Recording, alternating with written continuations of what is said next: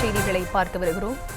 டெல்லியில் 40 இடங்களில் பாஜக வெற்றி பெற்றிருக்கிறது. பெரும்பான்மைக்கு 36 இடங்கள் தேவை என்ற நிலையில் பாஜக 40 இடங்களில் வெற்றி பெற்றிருக்கிறது. இது தொடர்பான முழுமையான விவரங்களோடு இணைகிறார் செய்தியாளர் மதியழகன். அவரிடம் பேசலாம்.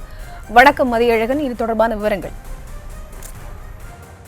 டெல்லி சட்டமன்ற தேர்தல் முடிவுக்கான அதிகாரப்பூர்வ வெற்றி நிலவரங்களை தேர்தல் ஆணையம் தனது அதிகாரப்பூர்வ இணையதளத்தில் பதிவேற்றம் செய்து வருகிறது. இந்த நிலையில் தற்பொழுதைய நிலவரப்படி டெல்லியில் இருக்கக்கூடிய மொத்தம் 70 தொகுதிகளில் 40 தொகுதிகளில் தற்போது வரை ஆம் ஆத்மி பாரதிய ஜனதா வெற்றி பெற்றிருப்பதாக தேர்தல் ஆணையம் அதிகாரப்பூர்வ அறிவிப்பை வெளியிட்டு இருக்கிறது.